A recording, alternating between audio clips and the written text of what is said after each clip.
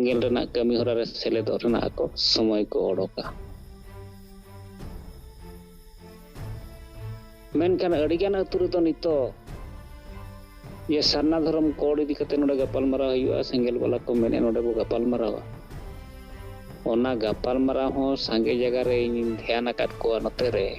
ᱡᱮ negative mind ᱛᱮᱜᱮ ᱩᱱᱠᱩ ᱠᱚ ᱟᱸᱡᱚᱢᱟ।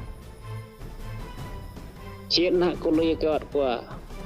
ᱮᱴᱟᱜ ᱦᱚᱲ ᱚᱱᱠᱟ ᱫᱷᱮᱭᱟᱱ ᱛᱮᱠᱚ ᱟᱸᱡᱚᱢᱟ ᱵᱚᱲᱦᱮ ᱚᱱᱟ ᱟᱠᱚ ᱟᱹᱛᱩ ᱨᱮᱵᱚ ᱜᱟᱞᱢᱟᱨᱟᱣ ᱠᱟᱱ ᱢᱮᱱᱠᱷᱟᱱ ᱩᱱᱠᱩ ᱦᱚᱲ ᱡᱮ ᱜᱟᱹᱦᱤᱨ ᱫᱷᱟᱨᱟ ᱛᱮᱵᱚ ᱵᱩᱡᱷᱟᱹᱣ ᱦᱚᱪᱚ ᱫᱟᱲᱮᱭᱟᱠᱚᱣᱟ, ᱥᱟᱸᱜᱮ ᱦᱚᱲ ᱫᱚ ᱵᱟᱠᱚ ᱵᱩᱡᱷᱟᱹᱣᱟ। ᱟᱫᱚ ᱚᱱᱟ ᱞᱮᱠᱟᱛᱮ ᱱᱚᱜᱼᱚ ᱱᱚᱣᱟ ᱟᱵᱚ ᱥᱟᱦᱮᱵᱽ ᱛᱤᱠᱤᱱᱟᱜ ᱡᱟᱦᱟᱸ ᱩᱯᱟᱹᱭ, ᱱᱚᱣᱟ ᱦᱚᱸ ᱯᱷᱚᱞᱳ ᱫᱚ ᱟᱵᱚ ᱫᱚᱨᱠᱟর। ᱱᱚᱝᱠᱟ ᱦᱚᱸᱵᱚ ᱠᱟᱹᱢᱤ ᱜᱮᱭᱟ, ᱟᱹᱛᱩ ᱟᱹᱛᱩ ᱨᱮᱵᱚ ᱢᱤᱴᱤᱝᱟ, ᱟᱰᱮ ᱱᱟᱰᱮ ᱵᱚ ᱥᱚᱵᱷᱟᱭᱟ, ᱟᱵᱚ ᱦᱚᱸᱵᱚ ᱥᱚᱵᱷᱟᱭᱟ। ᱥᱳᱥᱟᱞ ᱢᱤᱰᱤᱭᱟ, ᱯᱨᱤন্ট ᱢᱤᱰᱤয়া, ইলেকট্রনিক মিডিয়া ᱡᱚᱛᱚᱣᱟᱜ ᱨᱮᱵᱚ ᱩᱪᱷᱟᱹᱱᱟ। ᱢᱮᱱᱠᱷᱟन ᱚᱥᱞᱤ ᱠᱟᱹᱢᱤ ᱫᱚ ᱟᱵᱚ ᱱᱚᱜᱼᱚ ᱱᱚᱣᱟ ᱡᱟᱦᱟᱸ ᱢᱟइक्रो ᱢᱮᱱᱮᱡᱢᱮंट ᱠᱟᱹᱢᱤ, ᱱᱚᱣᱟ ᱠᱤᱪᱷᱤ ᱫᱚ ᱟᱵᱚ ᱱᱚᱣᱟ ᱴᱟᱨᱜᱮᱴ ᱫᱚ ᱡᱚᱛᱚ ᱱᱮᱛᱟ ᱟᱵᱚ ᱯᱷᱤᱞᱟᱯ ᱛᱮ ᱦᱩᱭ ᱞᱮᱱᱠᱷᱟᱱ ᱱᱟᱣᱟ ᱟᱹᱛᱩ ᱠᱷᱚᱱ ᱱᱟᱣᱟ ᱟᱹᱭᱩᱨᱤᱭᱟᱹ ᱟᱵᱚ ᱵᱩᱡᱷᱟᱹᱣ ᱠᱟᱛᱮ ᱩᱱᱠᱩ ᱵᱚ ᱚᱨᱛᱩᱫ ᱫᱟᱲᱮᱭᱟᱠᱚᱣᱟ। ᱡᱮᱢᱚᱱ ᱠᱤ ᱟᱵᱚ ᱥᱟᱦᱮᱵᱽ ᱛᱤᱠᱤᱱ ᱴᱟᱨᱜᱮᱴ ᱠᱤᱱ ᱮᱢᱟᱫ ᱵᱚᱱ ᱛᱟᱦᱮᱱ ᱡᱮ ᱱᱤᱱᱟᱹᱜ ᱫᱤᱱ ᱵᱷᱤᱛᱨᱤ ᱨᱮ ᱛᱤᱱᱟᱹᱜ ᱱᱮᱛᱟ ᱢᱮᱱᱟᱜ ᱵᱚᱱᱟ ᱟᱹᱭᱩᱨᱤᱭᱟᱹ, ᱢᱟᱱᱮ ᱫᱚ ᱥᱮᱸᱜᱮᱞ ᱠᱮᱯᱴᱮᱱ ᱡᱚᱱ ᱳᱣᱟইᱡ ᱥᱮᱸᱜᱮᱞ ᱠᱮᱯᱴᱮᱱ ᱛᱤᱱᱟᱹᱜ ᱟᱵᱚ ᱢᱮᱱᱟᱜ ᱵᱚᱱᱟ, ᱚᱱᱟ ᱟᱵᱚ ᱵᱚ ᱧᱮᱞᱚᱜᱚᱜ ᱢᱟ ᱡᱚᱱᱚᱜ ᱨᱮ ᱛᱤᱱᱟᱹᱜ ᱡᱚᱱ ᱢᱮᱱᱟᱜ ᱵᱚᱱᱟ ᱡᱚᱱ ᱨᱮ।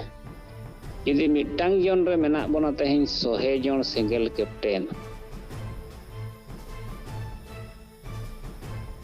एनखान सेंगेल कैप्टन माने जहां गेल हॉड़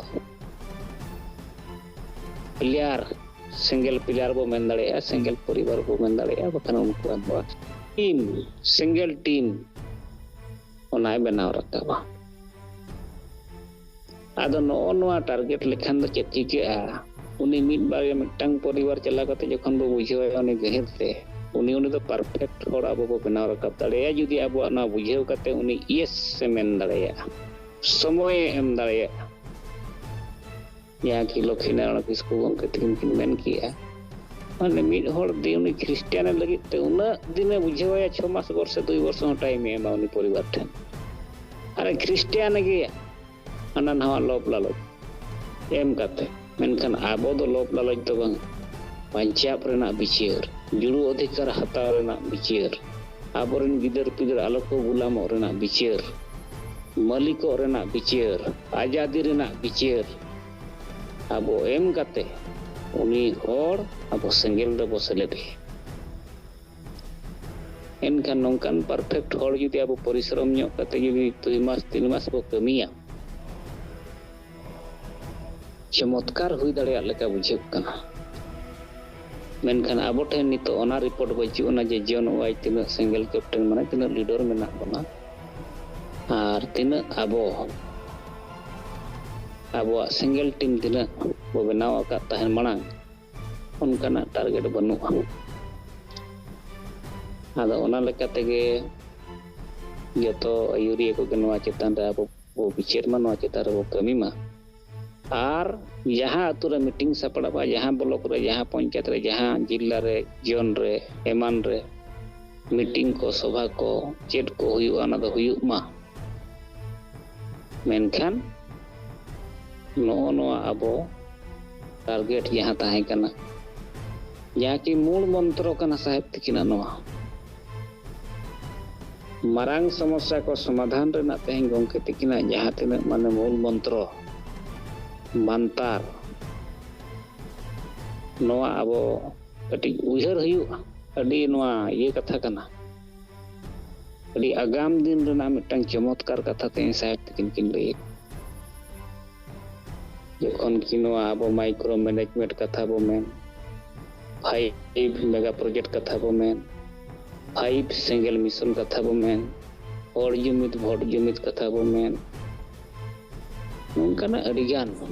साहेब तिकिना जहाँ मंत्र नोआ को कटी आबो ध्यान एम कते यदि नोआ रे टारगेट कते नितो रिपीट ओना रे बो विचार कते बो कमिया एनखान दो आबो